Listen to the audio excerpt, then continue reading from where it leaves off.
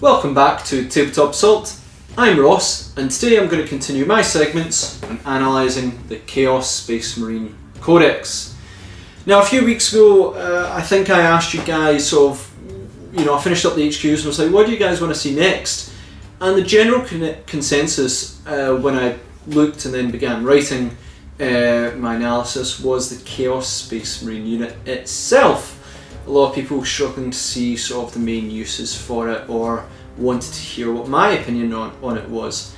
So I thought, because they're quite a generalist unit and some people are trying to work out the best strengths of them, I thought I'll spend quite a wee bit of time having a look at it. So now that I've had a wee bit of time, I'm willing to now share my thoughts on this unit that's almost, it's iconic. I mean, the name's kind of on the book, but they're the sort of jack of all trades, masters of none, and especially in this codex that becomes quite prevalent.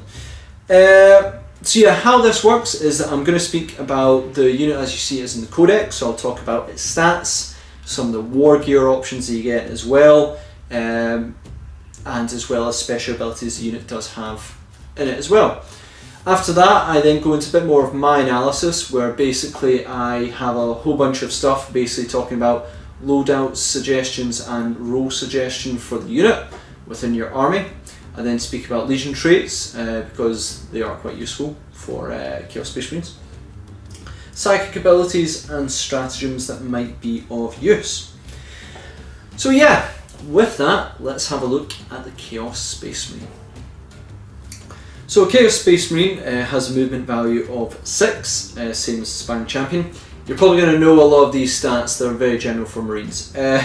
So movement value of 6, weapon skill, ballistic skill 3+, strength and toughness 4+, wounds 1, attacks 1 with the champion being 2, leadership 7 for the unit and 8 for the Sparring Champion, and a 3+ power armor save. So that's obviously pretty standard for Marines. The unit contains 1 Aspiring Champion and 4 Chaos Space Marines, and they may have up to 5 additional Chaos Space Marines, 10 additional Chaos Space Marines, or 15 for 20 in total. Each model is armed with a bolt gun, bolt pistol, and frag and crack grenades. So that's what they come with as sort of a generalist sort of unit before any upgrades. Now, I won't go into all the weapon stats themselves. If you've been playing 40k or at least 8th edition for a while, you should know the stats mostly of a bolt gun. Maybe I might be overestimating that one. I think you should. Bolt gun, plasma, flamer, melt gun, etc, etc. You should know some of that stuff. If you do not, I'm sorry for jumping over a bit because we do speak about it a lot. You might see in other videos. If not, have a look in the codex and you just become more familiar with some of the core rules. If it's specialist weapons though, then that's exclusive to unit. I do speak about them in a bit more detail because you only see them on the unit. So yeah, the Aspiring Champion may replace his bolt pistol and bolt gun with items from the champion equipment list. So that means you can obviously choose sort of your power weapons, your lightning claws. Interestingly, it means that you can possibly, I think, replace the bolt pistol and the bolt gun for one of each of a plasma pistol, so you can dual wield pistols, which sounds awesome. I don't think loyalists can do that, so cool. Dual wielding plasma pistols, don't think it's practical, but could be a cool model. Looking at you, Cypher. Although you only had a plasma pistol and bolt pistol. Anyway, any Chaos Space Marine replaced his bolt gun with chainsword, so I'd give you bolt pistol, chainsword, frag and crack grenades. Very important, I will speak about that later on, the sort of merits between a ranged and combat orientated Chaos Space Marine unit. One Chaos Space Marine may replace his bolt pistol with a plasma pistol, not a big fan of plasma pistols to be honest, or replace his bolt gun with one item from the special weapons or heavy weapon list. So obviously your heavy weapons are your autocannons, heavy bolter, last cannon and missile launcher, special, flamer, melt gun and plasma gun.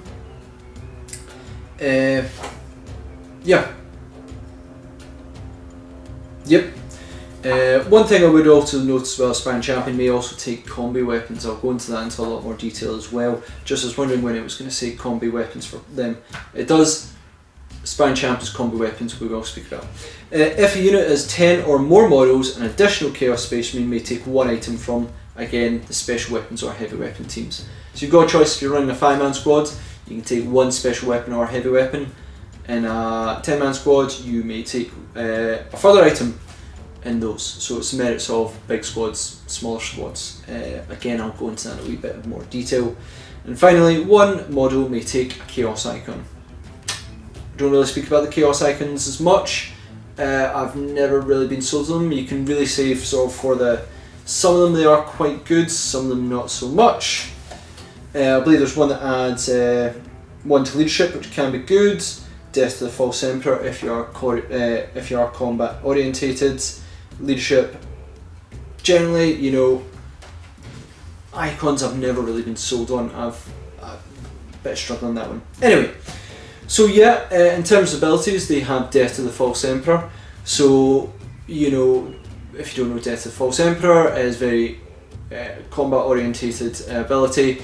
Basically, if you're fighting Imperium units, not any Xenos or other Chaos units, because you just don't hate them as much. On a 6 to hit in combat, you get an additional 6+, you get an additional chance to attack, which is quite nice. Key core rule about Chaos Space Marines, I feel now that we've been playing 8th for a while because it was kind of added in, we are now getting used to declaring it with Imperium, because I know I forgot for a whole bunch of times. Anyway, that is Chaos Space Marines as you see in the book.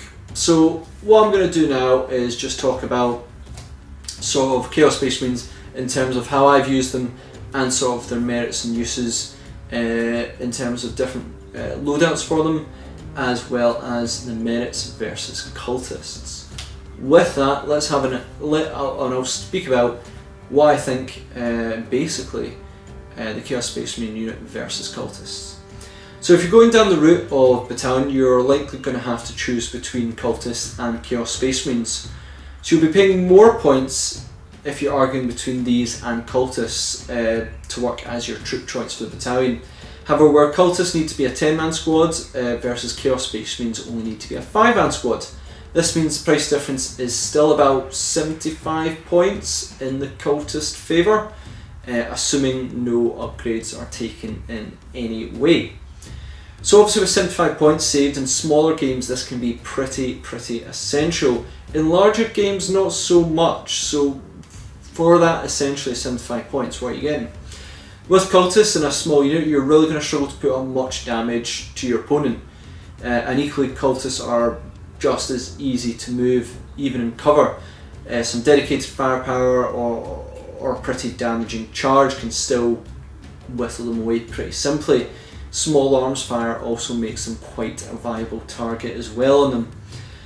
Chaos Space Marines, however, are slightly different. We're going to assume in this, at the moment, because it's 75 points, they are going to just be bare bones. In terms of firepower, you're not going to cause much more damage than cultists, and same can really be said in combat. Sure, you'll be hitting easier, you'll be wounding things easier, but generally don't expect to be big damage dealers without further upgrades, and thus making yourself more points. As I said, they have potential with upgrades. This makes them more expensive. In terms of survivability, this is critical. You have a 3+ save versus a 6+ save and an extra point of toughness. In cover, this becomes a mighty 2+ save and 5+ for the cultists.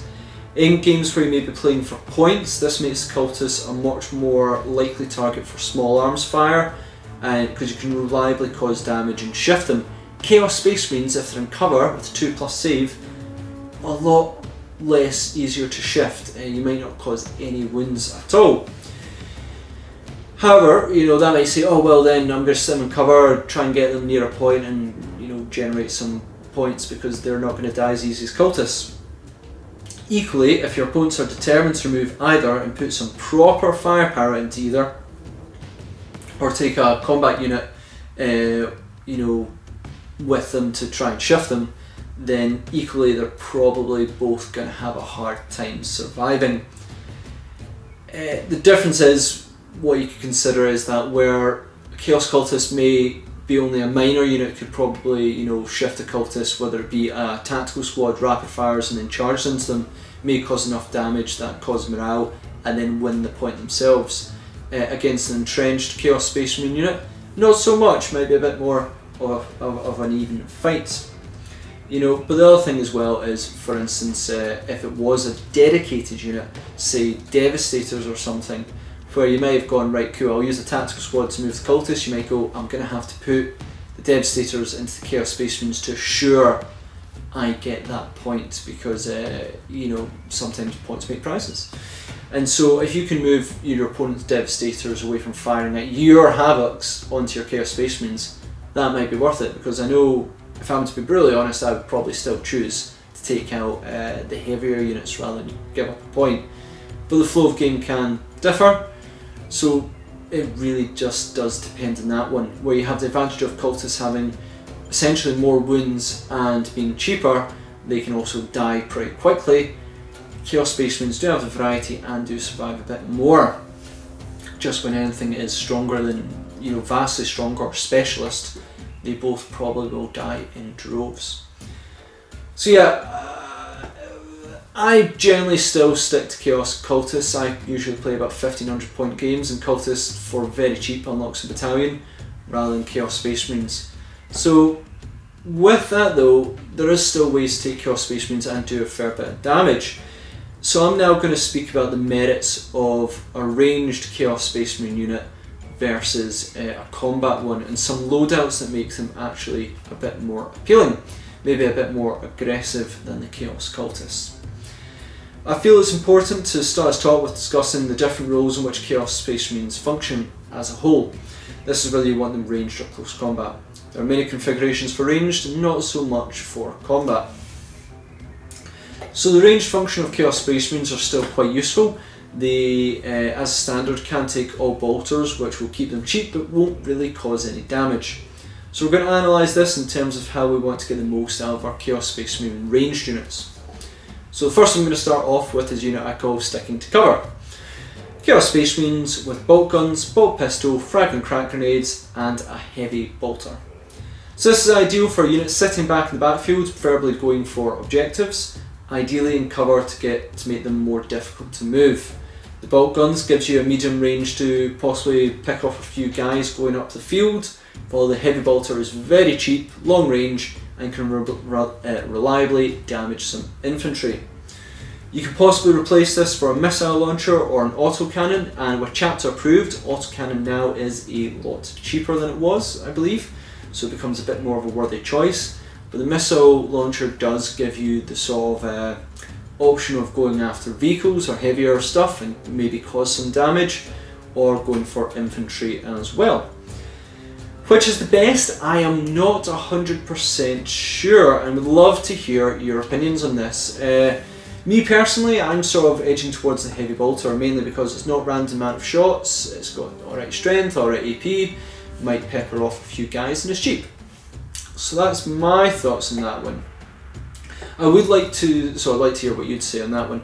I would avoid the last cannon though. A single shot seems less ideal, and hopefully have more dedicated units for this role, mainly, you know, anti-vehicle. In terms of the champion, a combi flamer can help in case of reverse charges, though if something is deep striking in, you're probably not in range to overwatch with the flamer, and you know, you might want to think about then a power weapon to defend them in combat. But with 5 guys at a charge, you're probably going to lose the unit in one fell swoop if you do get charged. So maybe the combi plasma can help, you know, fire a couple of shots and keep them a bit more damaging. But generally, I'd probably just keep the bolter on him and keep him cheap.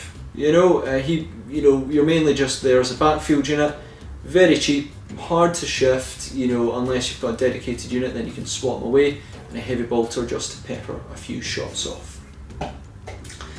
Next one I'm going to go with is called I'm on a Rhino. Multiple small unit configuration. So Chaos Space Marines with bolt guns, frag and crack grenades, plasma gun, flamer or melta gun, depending what your preference is.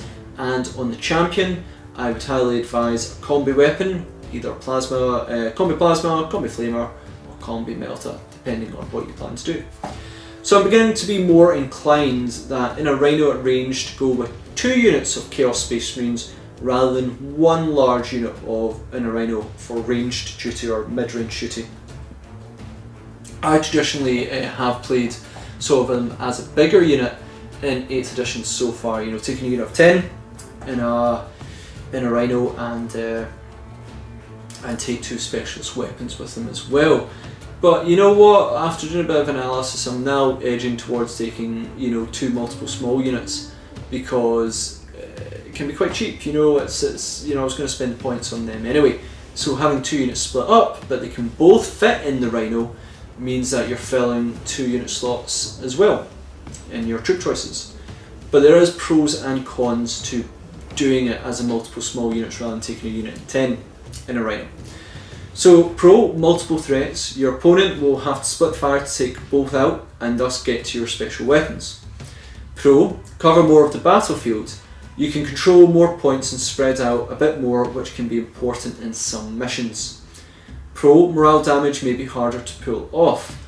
Each marine killed may mean morale is harder to pass. In a big squad, you may only need to kill enough to cause the rest of the squad to then essentially run without having to spend your command points to save them. Splitting them may mean it's harder to do so, and again, I've already talked about multiple sort of threats in the same battlefield. The con on that is stratagems will cost more or not have as much effect. Equally, I don't think you can pretty much use some of the same stratagems you'd want to use, where you maybe get the advantage of them affecting a 10-man squad. It's only going to affect one of the 5-man squads. Yeah, so you've got that sort of con on there as well. Overall, I feel the pros kind of outweigh the con, in my opinion anyway, and would like to hear again your thoughts, particularly on this as well. In a combat unit, this may be different, but I will go into that in a minute.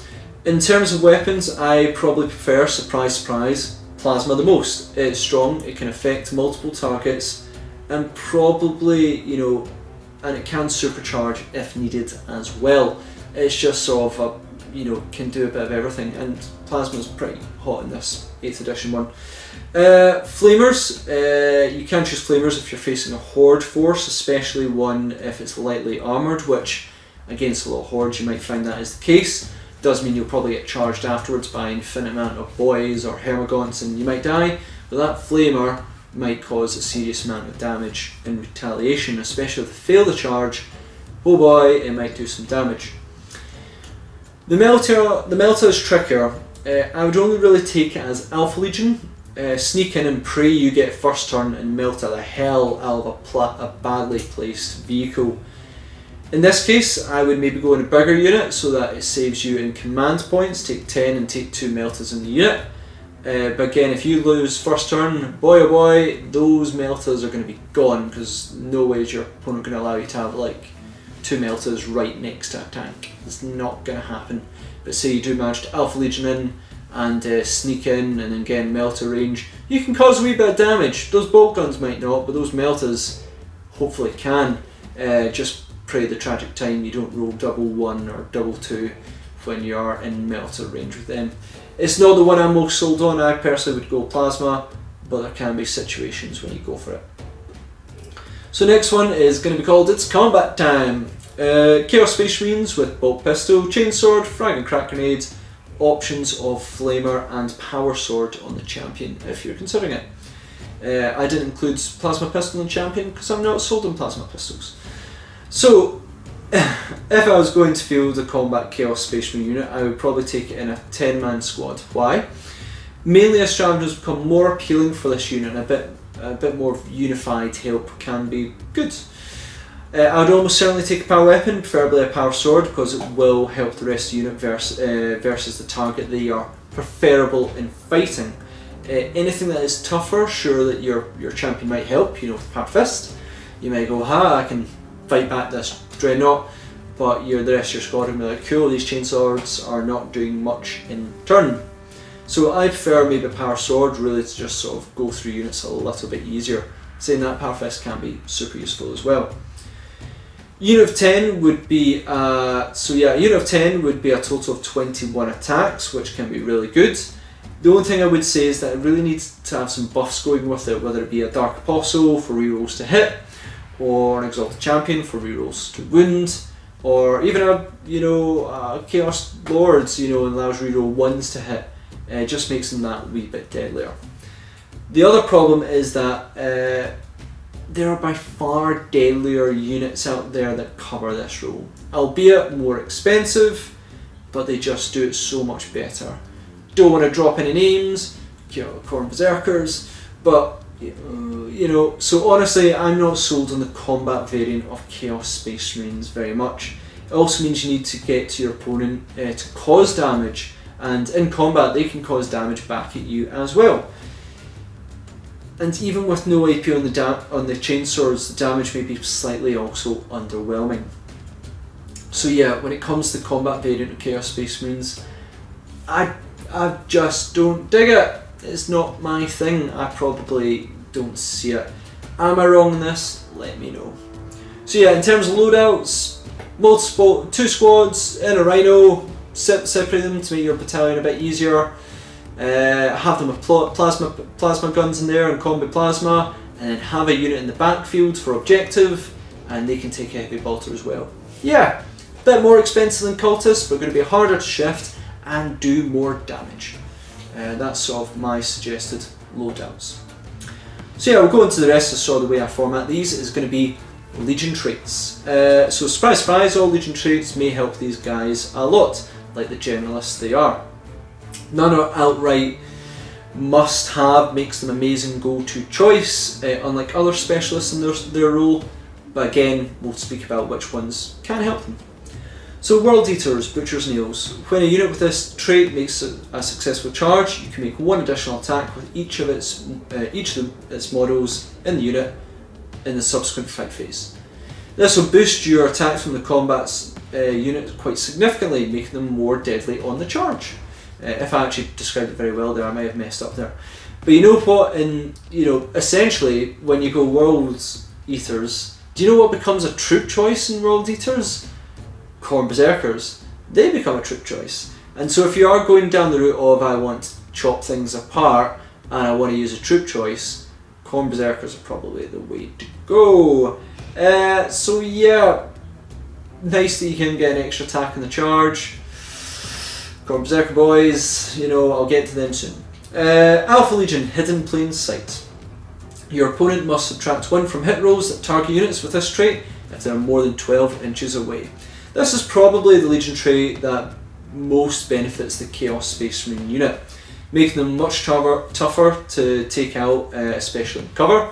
Means that in my preferred multiple small unit loadout, I would see a Chaos Space Marine actually being preferable to a cultist, you know, in this situation, which is funny because Alpha Legion are a huge fan of taking cultists, but making Chaos Space Marines as a unit a lot harder to move.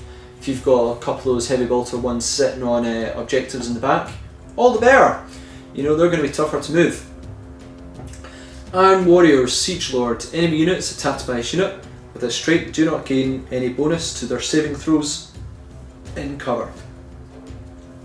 In addition, you can reroll failed wound rolls for this unit with this trait when you target a building.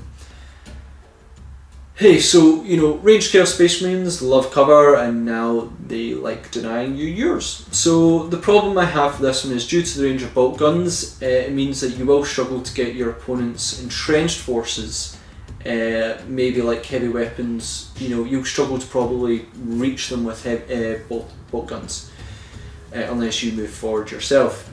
While unit going, you know, in midfield, if you're going to target the bolters, they're probably not, you know, so say for instance you have Death Company coming down the midfield, they're probably not going to be so worried about cover. I mean, they might like it if they've got jump packs and jumping from buildings, but generally they're going to probably beeline towards you the easiest way possible, so they may not be so bothered about cover. Overall, we know ignoring cover is not the most greatest benefit, but it can help, especially if you've got a lot of plasma guns going about. Then I think not having cover is a bit of a big benefit as well. So psychic abilities that I find quite useful on the Chaos Space Marine unit. Got the always loved Prescience. Warp Charge 7, if manifested, select a Heretic Stash unit within 18 inches of the Psyker. You can add 1 to hit rolls for that unit until the start of your next psychic phase. Great ability, we all love Prescience, or as David calls it, pre-science. whether you're working in ranged or combat, it will benefit. But a small unit, not so much. While if you're going with a large unit with chain swords, you may see more of a benefit. As always, when I talk about this, there may be better units for this when the situation arises. But you know what? There may be a point where you go, right, I really need those plasma guns not to fry, because if you add +1 to it, you can't fry yourself. And you know, you hit on 2s, so you might be rapid firing. Say you've got a big unit there with 2 plasma guns, that's 4 plasma gun shots. You might need them. So adding prescience there might be good. Death X, Warp Charge 8. If manifested, select a visible enemy unit within 12 inches of the psyker. Basically, you know, within 12 inches of psyker, that unit may not take invul saves. I've not actually written that down there. Until the start of your next psychic phase, that unit cannot take invul saves. So yeah, this may seem like an odd choice, but bear with me. There are some units who rely heavily on invul saves. Those are kind of known as demons, maybe Necron wraiths, Terminator storm shields, etc. Removing an invul save is going to make those plasma shots really, really count when you need them, and maybe not the bolter shots, not so much. Kind of chose this over warp time, as it would be helpful if you take them in, you know, warp time would be better if you go combat orientated. Sure, go warp time, but I prefer a more shooting equivalent, and having those plasma and combo plasma shots hit is going to be very, very important with Death X. For instance, say you take it in 2 multiple small units, you've got then 2 plasma, 1 in each squad, 2 combi plasma on the champions themselves, and you're targeting a Terminator unit nearby. Get down your Chaos Space Marine Sorcerer, you cast Prescience on 1, so you've got reliably, they're going to supercharge and fry those Terminators, and he's going to Death Hex their invul away. That means you've got potential 4 shots in rapid fire range, you've got 8 shots because you've got your 2 plasma guns and your 2 combi plasma guns, but you probably don't want to use the bolters on them because you've got -1 to hit on the combi plasma. And it just means a lot of firepower into, let's say, their Storm Shield Terminators. Losing their invul save can make them quite scared. Supercharge and you might kill a few of them, and your opponent's going to regret having those Storm Shields. I tell you, Death X, if you're going for a multiple small unit, it'll benefit multiple small units because their target is going to be a lot weaker. Stratagem recommendation: Veterans of the Long War, cost 1 command point. Use this stratagem when a heretic, Astash infantry or biker unit is selected to attack in shooting or fight phase, excluding units from renegade chapters. You can add 1 to all wound rolls made for the unit until the end of the phase. So we all love this stratagem, and you know, it's not bad on Chaos Space Marines. Better than Cultists, but not as bad. You know, there's going to be other targets out there that are going to be pretty good. You know, still making your bolters and plasmas wound easier may be important, and in combat, possibly getting a bit more dice through, always very good. I feel I'm repeating myself on this one, but eventually I will get to units with, you know, that are real contenders for the stratagem, where it's almost sort of a no-brainer. Still, 1 command point makes this a very interesting stratagem to use. So there might be times where you need to use this, but again, because that +1 to wounds, there's a lot of units that benefit from this quite heavily. And the last stratagem I'm going to probably talk about is Let the Galaxy Burn, Black Legion stratagem. 1 command point. Use this stratagem when a Black Legion infantry or biker unit is selected to attack in the shooting or fight phase. You can reroll all hit rolls of 1 for that unit for the rest of the phase. If this unit is a Chaos Space Marine squad, you can reroll all failed hit rolls for it instead. So it's beyond tragic this is a Black Legion only stratagem. Could be so useful in just about any situation. I mean, can you imagine a Havoc squad where you're like, cool, I'm going to make them reroll 1s to hit, and then I'm going to go with Veterans of the Long War so they get +1 to wound as well. Now I'm talking about Havocs, I'll get there another time, but the advantage of Chaos Space Marine unit in this one is that they get to reroll all hits. So maybe you might want to think about taking them in a bigger squad in this case, so that your plasma have a much better chance to connect. You know, the one thing I'd probably say is I'm kind of struggling with Black Legion trait. I mean, I suppose they've got Abaddon, but their Legion trait I've always struggled with. Anyway, being able to reroll all hits in either shooting or fight phase is incredibly helpful.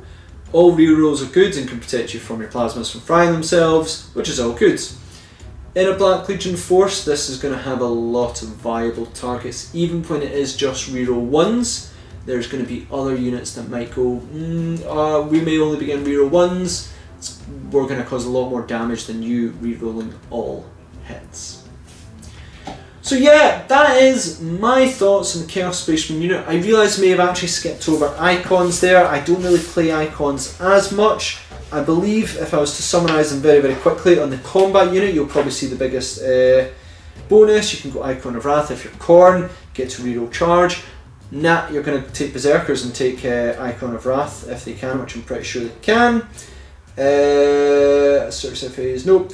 Icon of Excess, if you're going to go a combat unit like with Sinesh, you get to activate Death of False Emperor and 5+. Pretty cool. If you are going to be playing Imperiums, then yeah, take it if you've got a combat unit of Chaos Space Marines.